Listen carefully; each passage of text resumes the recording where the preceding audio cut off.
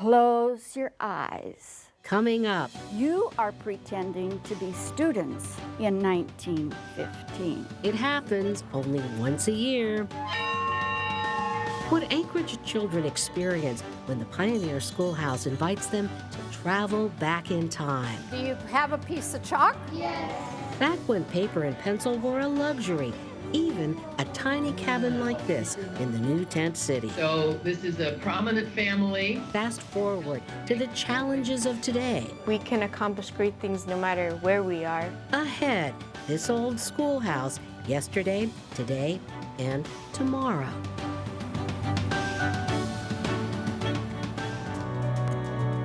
Alaska, where there are old triumphs, but also new frontiers, with challenges as great as the state itself, but a belief that the best is yet to come, bringing you the faces, the places, and the spirit of the last frontier. This is Frontiers with Rhonda McBride. Welcome to our program. It's hard to imagine Anchorage as a frontier town, yet that was only about 100 years ago. Anchorage was, for the most part, a tent city created when the federal government decided to launch the Alaska Railroad from the shores of Ship Creek. That's when 2,000 workers showed up, and there was no school, but a group called the Anchorage Women's Club rallied to get the job done. We are so glad you came today. In the course of a week, this old schoolhouse will help about 1,000 second graders travel back in time. Do you like to play pretend? Yes. We like to play pretend too. Close your eyes. You are pretending to be students in 1915. The children are asked to imagine a walk to school through the woods. You can hear the crunch, crunch, crunch of your boots on the snow and the ice. The only light you have is a lantern that maybe you are carrying. Did you bring your computer? Instead, the kids learn about how Anchorage got its start from a story. This picture on the wall is a picture of the president, Woodrow Wilson. The president wanted to build a railroad in Alaska and hired Lieutenant Colonel Frederick Mears, an engineer who had just finished work on the Panama Canal. He was a great American. The president sent Mears to Seward to buy land for the railroad. But when he got to Seward, the people in Seward had become very greedy. So Mears found cheaper land on the shores of Ship Creek, where Anchorage got its start. This was called Tent City. There were 2,000 tents erected. Tents for the men to build the railroad, but no school for their children. The government didn't expect the workers to bring their families, like Mears, whose wife Jayne arrived on a ship, pregnant with 2 kids in tow and some maids. And those maids looked at the mud. They looked at Tent City, and they did not get off the ship. Fortunately for the children of Anchorage, Mrs. Mears decided to stay. She approached her husband and said, they need to be learning, they need to be in school. And he told her he didn't have time. He was here to build a railroad. So Jayne Mears formed the Anchorage Women's Club, which brought volunteers together to build this school. After the 1964 earthquake, the Women's Club moved the building here to Crawford Park. Although the city owns the school, members maintain it and volunteer every year for this 1915 reenactment. Do you have a number, honey? These are the original floors in this school. Can you imagine? Refinished, of course, but still the same floors. The desks and just about all of the items collected have been donated over the years to help make the experience more authentic. Do you have a piece of chalk? Yes. And do you have a cloth to wipe the chalkboard with? Yes. The reason that you have that is because paper was very, very precious. So write 2 + 2 and give me an answer. Besides, ink had its drawbacks. And you would dip it in the inkwell because there was ink there. And that poor little girl said, "Oh, he just put my hair in the inkwell. So the teacher would come and say, okay, Johnny, you come with me. All right, Johnny, you shouldn't have done that. You get to sit up here the rest of the day. Or face some other consequences. Paddles were used for children that misbehaved back then. No need for that here. The children seem remarkably well behaved. The children are always good for us because we demand it. We demand that they act like children in 1915. You want to look at this one? The kids are invited to picture light by lantern, water by the bucket, and laundry done by hand. I wouldn't want to go through the dark with a lantern and come to school. You didn't get to read much. You had to use chalkboards. You had to erase your stuff. What would that be like if you had to use the chalkboard every day? It would be fun. You'd rather use the chalkboard than paper? Yeah. The journey back in time didn't stop inside the schoolhouse. Most everybody in Alaska knows what this is. There were two people to visit. Please come on in. A trapper whose cabin is outfitted with snowshoes, a wood stove, and newspapers, not just to read, but to plug cracks in the wall. Somebody thought this was a T-Rex, and I said, no. So soft. These are all real pelts. That's a wolf. This is a bear. The next stop, the postmistress's cabin. There's no electricity, there's no television, there's no cell phones, there's no computers. Patrice Gitter is an accountant, but here her job is to bring the past to life. Now, who do you think is going to go out and chop the wood? The father, Nope. Who else? the brother or sister. The brother or sister. The students are stumped when she asks them to look around the cabin and find an object that doesn't belong. You're looking in the wrong area. Few kids notice the lamp in the corner. I think we need to remember and appreciate our past so that we have a good appreciation of our future. And while everything here seems focused on the past, the future is what it's all about for this retired teacher. Almost any teacher you ask is looking for tomorrow. To fill the blank slates of children's hearts and minds. That's our tomorrow. No, those are all our little tomorrows. As for the Anchorage Women's Club, they salvaged material from the railroad project and finished their schoolhouse in less than 2 months. Look what these people did. What are you going to do with what you've been given? It's your turn. What are you going to do? And hopefully we've planted some seeds. The Pioneer Schoolhouse is available for conferences and special events. The proceeds go to support the Anchorage Women's Club and programs like this week's 1915 reenactment. One of the things kids learned, early engineers had a system when they laid out Anchorage roads. The avenues were named by numbers, the streets by the alphabet. The kids were tasked to find out what letter of the alphabet was intentionally left out. We'll have more about that later. And coming up, the modern-day challenges for students who live in remote parts of our state. I think that if I can be an encouragement to others, that we can achieve our dreams and get past our obstacles, even if we live in small communities. Jayne Hanna of Mekoryuk, why the American College Testing Program singled her out for excellence.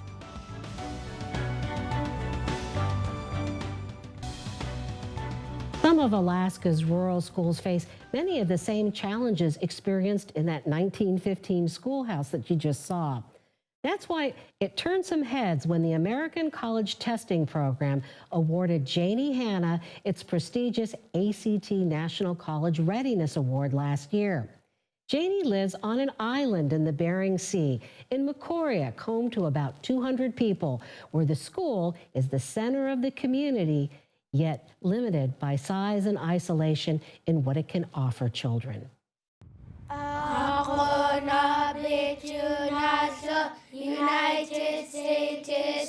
The Pledge of Allegiance in the Chupik language, one of the many things that differentiates this schoolhouse of 40 students, grades kindergarten through 12. With only 4 classrooms between them, it's far from ideal. Their hair is kind of long and styled. A history class taught by a teacher on the other side of the country. What else do you see? soldiers are killing the people. Most of the courses required for college must be taken via video conference, another of the many challenges for students in small rural schools. So how is it that last year, one of Mekoryuk's graduates received one of the highest academic honors in the nation? We can accomplish great things no matter where we are.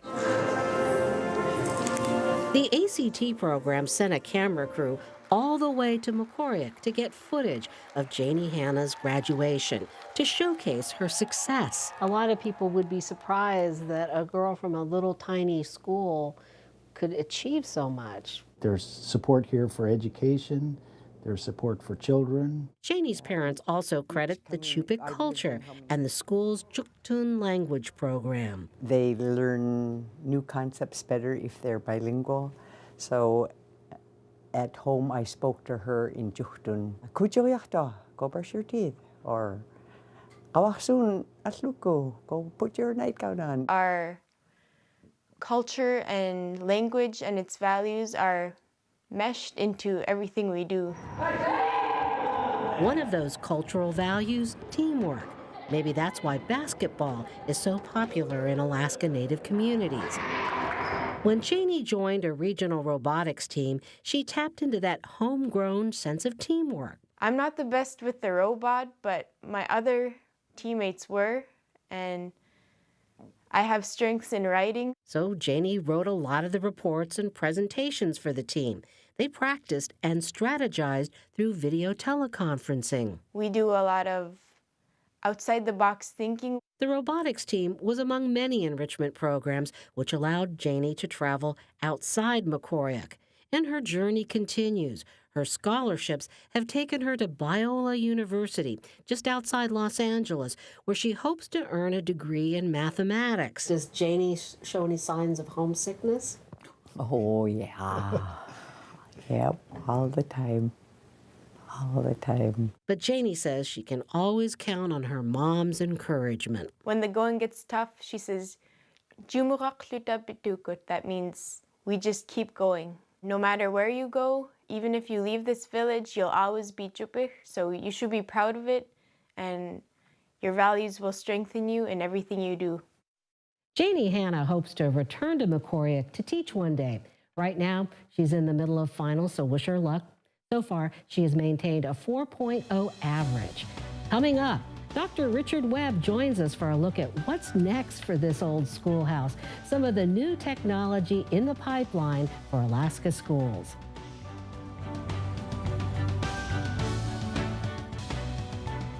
This old schoolhouse has come a long ways, but it has a lot further to go. And joining us to talk about where new technology will take the schools of tomorrow, we have Dr. Richard Webb, who heads up the University of Alaska Anchorage's Innovation Design Studio. Well, first of all, maybe you could tell us about how your passion for combining technology and education came about.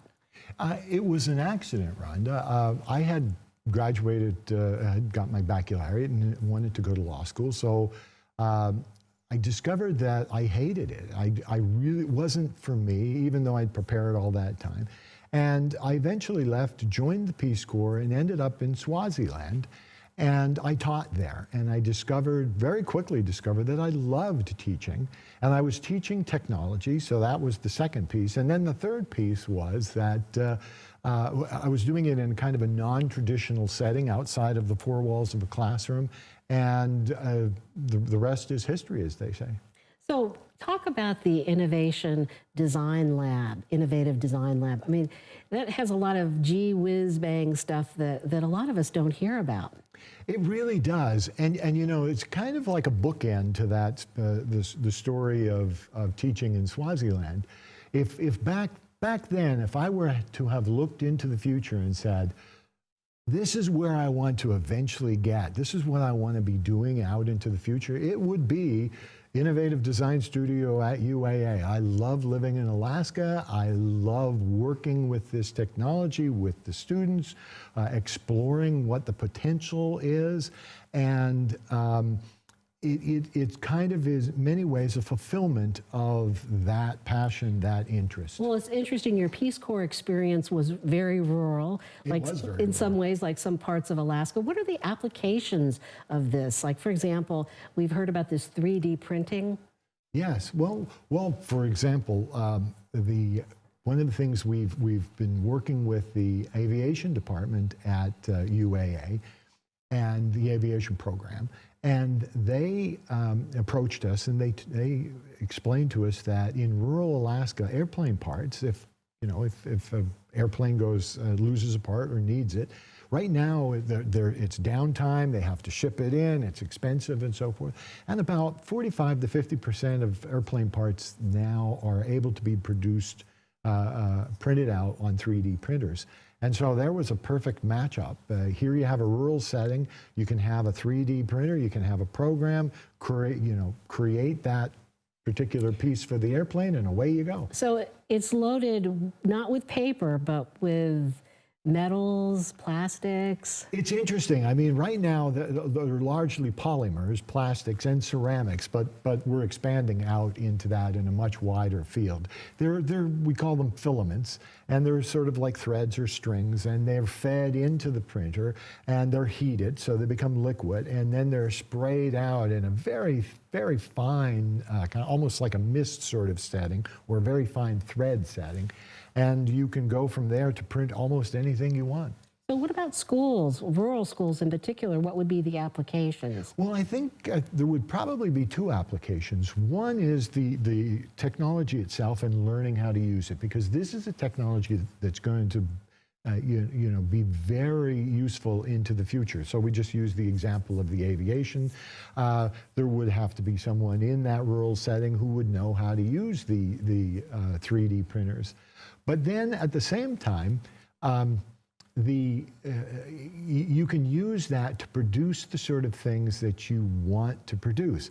We had a conversation earlier where we were talking about artifacts, and at the studio, one of the programs we worked with was the Heritage Museum, and they had some artifacts that they'd like folks to handle, but they were just too precious for them to use. And what we did is we scanned them and produced them, and now children or others can go in and you can actually have that artifact in your hand and see how it would work, and it looks exactly the way the original does. Amazing. So back to that 1915 Schoolhouse reenactment. How Yes. would you handle it with the tools that you have? Well, interestingly enough, Ron, I would start exactly where Mrs. Metz started. She began with a story. Storytelling is one of our oldest technologies, and it really is a technology. And so she told that wonderful story. I would start the same way. But then, as that story progressed, you could introduce a technology like this, the Hololens. This is a Microsoft Hololens. And what you do is you put this on, you turn it on, and it has glasses. It's not covering your vision. I can see you perfectly well. I can see the studio.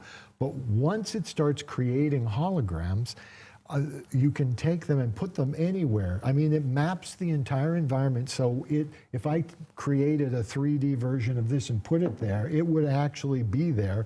And if I ducked down behind the table, it would disappear because it's mapped to the 3D environment. The other thing that would apply, especially to that schoolroom setting, is the young girl who was said she would love to use the chalk and slate.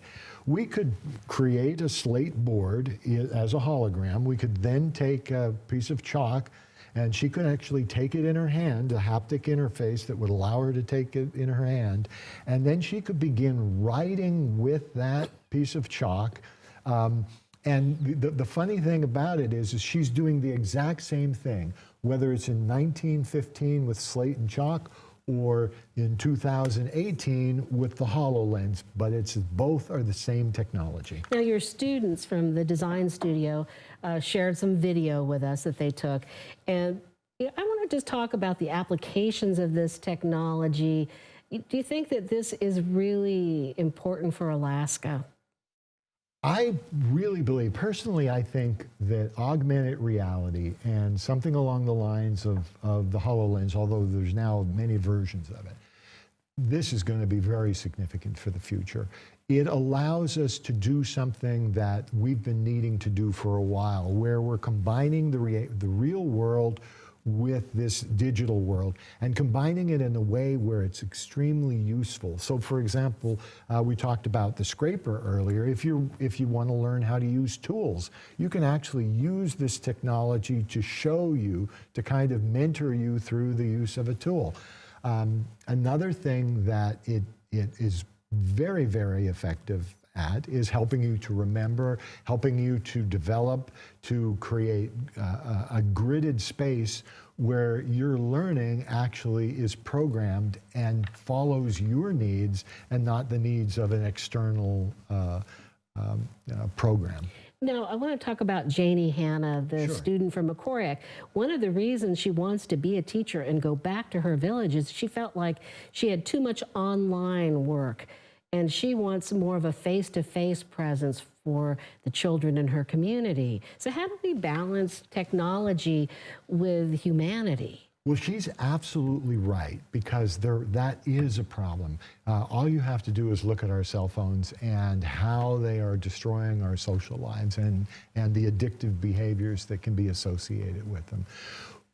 But that kind of takes me to something that I focus on a lot, and that is that it's not the technology that is the key, it's the sociology of its use. How do we use that technology so that it benefits us? And that's where we start. So if I was working with her, I would go, the first thing I'd do is find out what she wanted. We could visit her classroom, we'd look at how are things taking place here? How is the learning? How do the students learn? Because they come from a particular setting that is very unique to them, and we adjust it so that we know what we want to do, and then we reverse engineer the technology so that serves those needs. We're not having them adapt to the technology, we're having the technology adapt to them. I want to go back to the engineering of Anchorage roads. You know, the students in the 1915 reenactment were asked to find the missing street in the alphabet because the avenues are by numbers and then the streets are alphabetically. One was missing. What letter do you think that was? I have no idea. I would guess perhaps there's some superstition involved or some other cultural norm. So for example, I taught in China at the Guangzhou Institute of Foreign Trade, and 8 in Chinese culture is considered it's the number of wealth. And a lot of people get married on the 8th, for example. I suppose another thing might be that it's, as with some other languages, Japanese, for example, and the pronunciation of R, it might be a pronunciation issue. And you're exactly right. It was the letter J, because a lot of the people that built the railroad came from places like Germany, Scandinavia, and they don't pronounce J as we do. But anyway, I want to thank you very much for joining us, Dr. Richard Webb with UAA's Innovative Design Program. Thanks. And you know, the frontiers for Alaska never end. We always have a new one to tackle. We want to thank you for watching, and we'll see you next week.